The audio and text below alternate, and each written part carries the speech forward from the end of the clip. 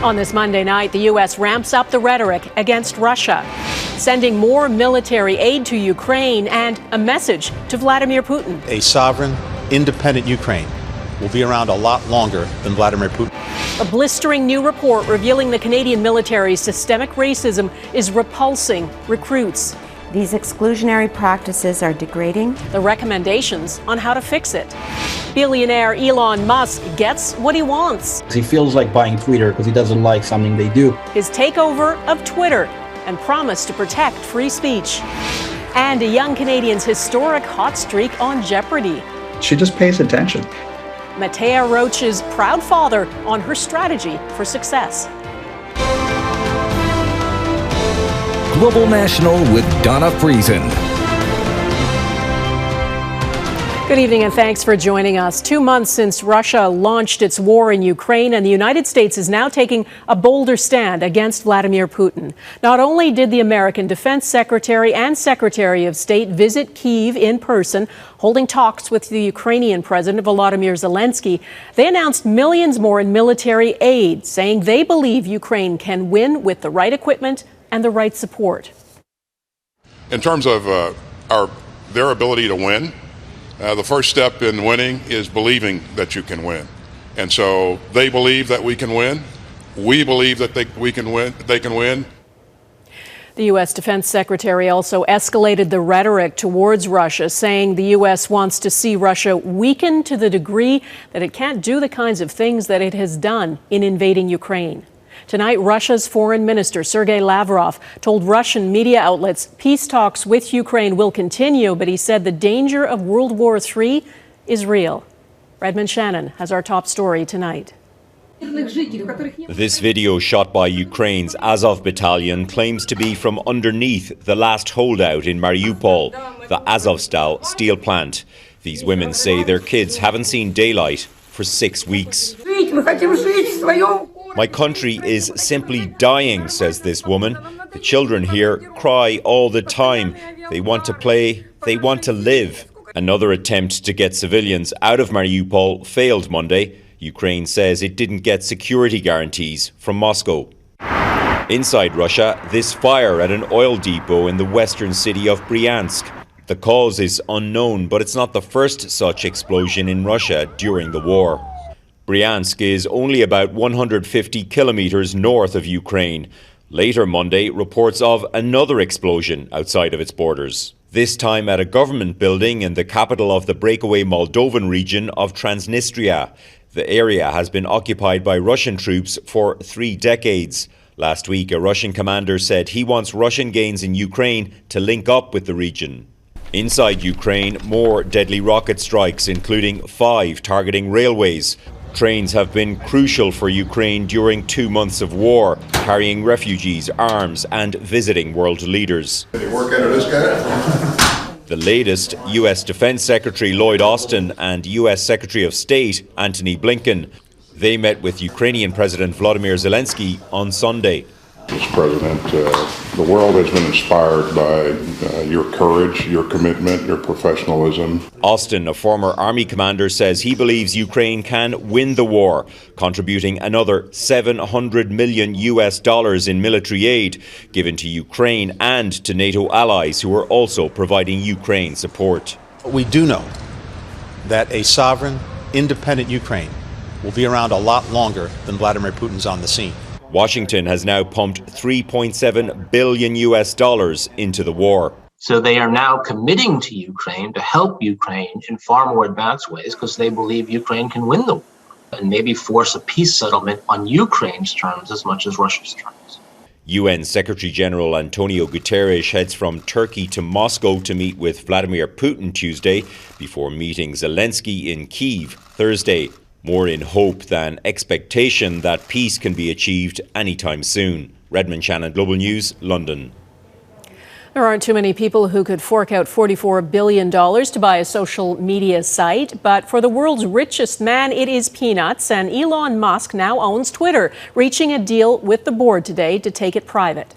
Musk has more than 80 million followers on Twitter, and he has a controversial reputation about his own conduct on the site. He claims he's going to make it better than ever. Abigail Beeman reports on what Musk is promising and what his critics are worried about. First PayPal, electric cars, then space. Now Elon Musk's next frontier, social media. He works from his whims, you know. He feels like going to space. He feels like buying Twitter because he doesn't like something they do. Monday afternoon, Twitter announced the deal will go through. Elon Musk will be the platform's sole owner for $44 billion, $54.20 a share. This is a game of high-stakes poker, and ultimately the Twitter board was waiting for a second bidder or a white knight to come. They never came. Well, I think it's very important for there to be an inclusive arena for free speech. Most of what we know about the world's richest man's plans for Twitter's future comes from the odd tweet. He wants to defeat the spam bots. He wants his worst critics to stay on the site and make the algorithms open source. But beyond that, I don't think anyone really knows aside from himself of what he really wants to do. There is much consternation about what may happen when such a powerful and influential social media site falls into the hands of just one person, particularly one with a penchant for being provocative. We see correlations between visiting those platforms and believing in misinformation about vaccines or about election frauds and a lot of important topics. High on the speculation list, would Musk allow former U.S. President Donald Trump or other banned users back on the site? Trump told Fox News Monday he won't rejoin. We've seen where sort of untrammeled free speech rights brings us. It brings us to troll farms. It brings us to bad actors. It brings us to hate mobs being deployed against often marginalized people. Many women and racialized people do not feel safe on these platforms. Many who study social media and misinformation feel in general private ownership and a lack of regulation are not the answers. Rather, more oversight, regulation, and education would help.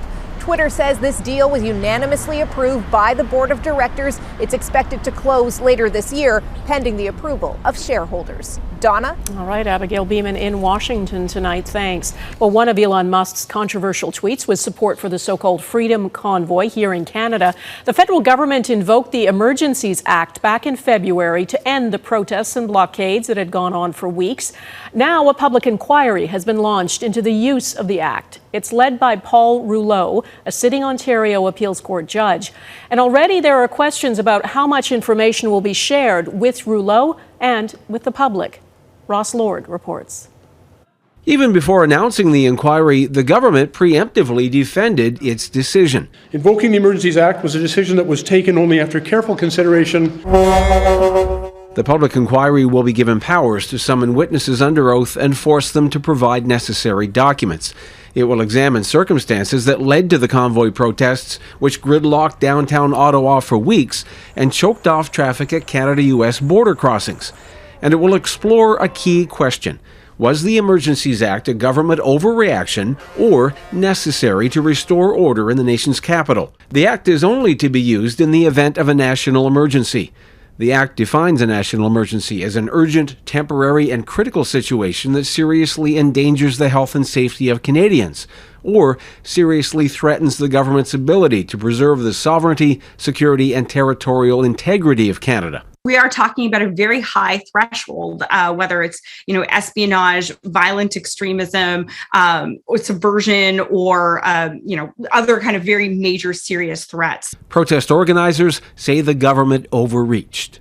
At no time did this convoy in Ottawa meet those standards. It was a completely inappropriate use. The government insists the danger and the damage went far beyond Ottawa.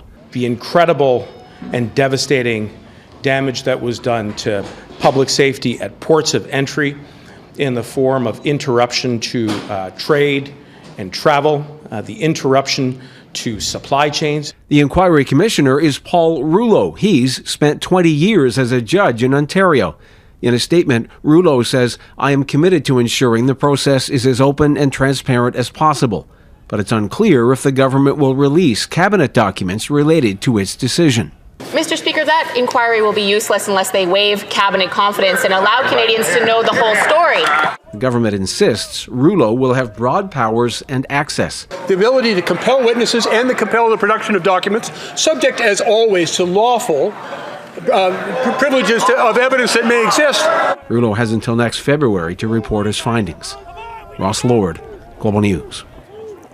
The federal government can and must do more to fight systemic discrimination and racism in the Canadian Armed Forces. That is according to a new report released today. It reveals a toxic environment that the report says could end up repulsing new recruits and put Canada's national security at risk. The report was done by 4 former members of the military. And as David Akin explains, they found barriers to equity in the forces run deep and wide. My name is Arujianos, which means the place where the sky and the earth come together. Derek Montour joined the Royal Montreal Regiment right out of high school. He loved the Army life, but then, in the summer of 1990, he found himself deployed to Oka, part of the Army group surrounding his own Mohawk community. And that experience would forever change him. Team members who I was with and who I was prepared to lay down my life with, I would hear them talking about the Oka crisis. And I heard them say, I wish we'd all go in and kill all them savages. Montour, now a retired sergeant, was on the panel of 4 ex-military men and women with advice on how his country can do better. Fundamentally, that was my hope, is that I could learn the skills on how to defend my people in a better way. The defense minister vows to do just that. We need to attract more people to our armed forces. And we need an armed forces that looks like Canada. There were some pieces of advice that may be obvious. Doing better at weeding out the white supremacists who wear the uniform, or overhaul the military police, a system rife with conflicts of interest. But the panel came up with lots of less obvious ideas to address insidious systemic racism and discrimination. Change the menu, for example, at the military mess. Less of the meat and potatoes at the heart of the white Western European diet. More options from other cultures, Asian, Indigenous, African. The panelists even recommended overhauling the chaplain system in the military.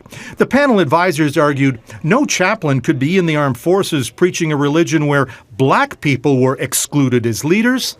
And by the same logic, the panel said, chaplains from religious traditions where women are excluded from church leadership should also have no place in a military trying to erase discrimination. Donna. David Akin, thanks. Parts of southern Manitoba are in for a messy cleanup after being pummeled by a nasty weekend storm.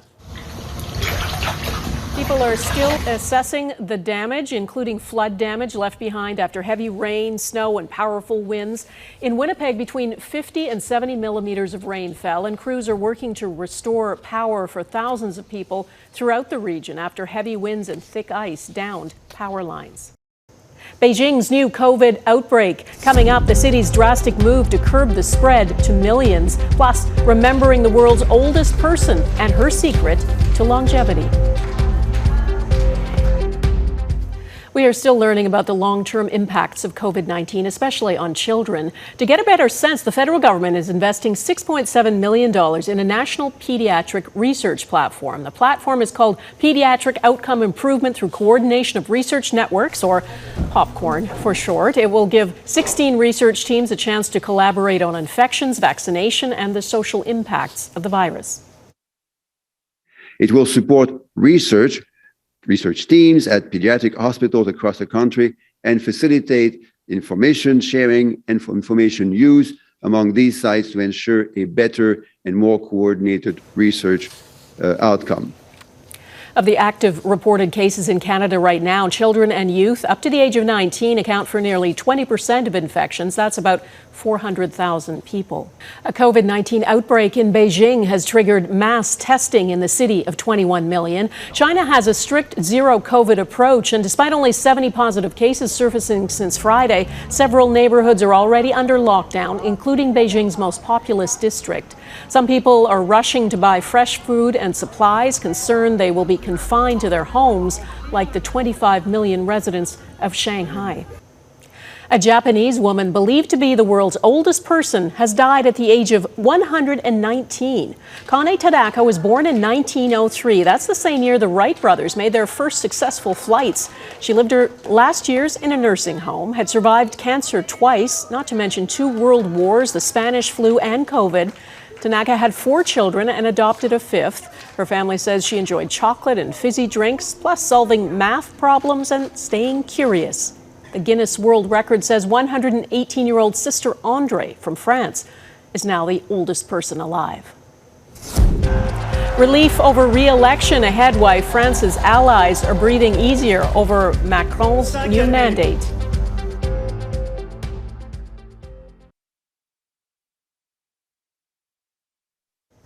The French President Emmanuel Macron may have disappointed many French citizens during his first 5 years in office, but the alternative, right-wing candidate Marine Le Pen, was even less appealing. Macron is the first sitting French president to be re-elected in the last 20 years. He won 58.6% of the votes on the weekend. Le Pen won 41.5%.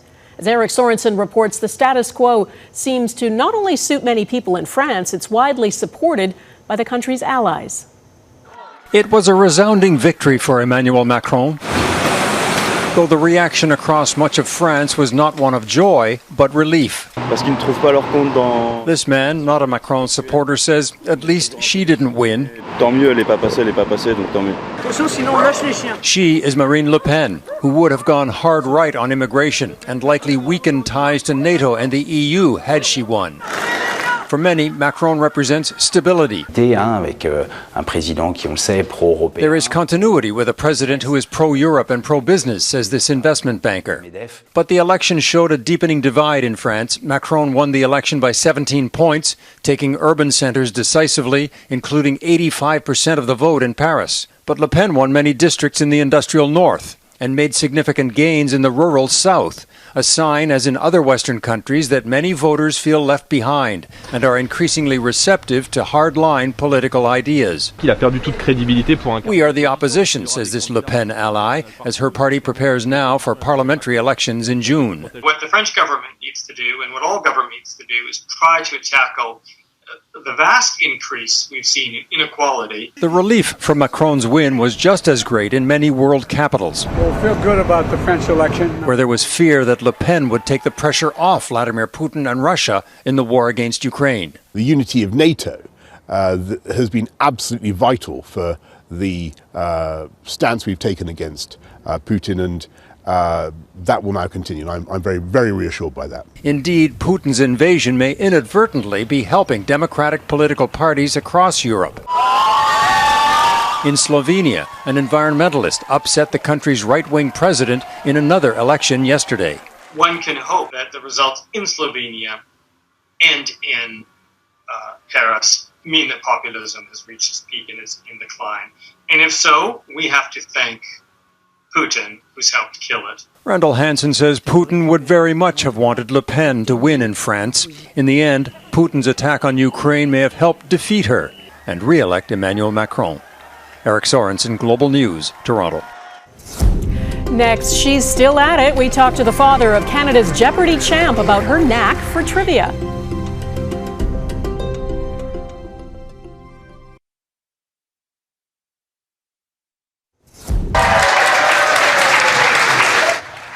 That splashdown wraps the first American privately funded mission to the International Space Station. Funded by Houston-based Axiom Space, the SpaceX Crew Dragon capsule landed a week later than expected because of bad weather. The team, which includes a Canadian investor, spent 15 days on the ISS doing research for multiple organizations. Their voyage is viewed as a milestone for commercializing the cosmos. Another Canadian continues to make history down here on Earth. Matea Roach, who grew up in Halifax, has now won 14 games straight on Jeopardy! That's the longest streak any Canadian has pulled off on the popular quiz show. As Mike Drolet reports, a knack for trivia and a love of listening might be her secret sauce. No matter what happens in today's game, Matea Roach is going to have a pretty good weekend. You think, Ken? With her 14th win, Matea Roach now has the 8th longest streak in Jeopardy's 38-season history, which she's done by being correct on 92% of her answers. Who are the Chicago Bulls? What is Midgard? What are nunchucks? Right. Back home in Halifax, the Roach family is getting set to host their 15th watch party, where they'll eat Jeopardy cookies, and Matea's dad, Phil, will reminisce about the last time he won at Trivial Pursuit when she was 15. Christmas time or the next time she comes home, if we bring out the Trivial Pursuit, I'm down for it. You never back away from a challenge, right? I don't care how bad I get smashed. And he knows that will happen because Matea, he says, has always been a sponge when it comes to information. She just pays attention. It's surprising how much you can learn talking to friends or, schoolmates and so forth if you're truly engaged in a conversation. She's certainly paying attention now and is also waiting to be paid $320,000 US and counting. Along the way, she's laughed at jokes about her nationality. A country known for its Mounties, moose, maple syrup. While showing her personality discussing what she silently mouths before every game. So you can take the girl out of Catholic school, but you cannot take the Catholic school out of the girl. And so I'm saying Hail Marys. When her run is finally over, because everybody loses eventually, her dad says it will be interesting to see how being a Jeopardy champion impacts her life. Her plan prior to Jeopardy was to go to law school, hopefully this fall. Still waiting to hear back from universities, if anyone is listening. And if it will change that trajectory, we don't know. That's the future. What does the now hold? What is a Jeopardy cookie in game number 15? Mike Drolet, Global News, Toronto. And that is Global National for this Monday. I'm Donna Friesen. Tonight's Your Canada is Wild Pacific Trail in Ucluelet, BC, home of the Amphitrite Point Lighthouse. We'd love to see Your Canada. Please email it to viewers@globalnational.com. Thanks for watching. Hope to see you here again tomorrow. Take care of yourselves. Bye-bye.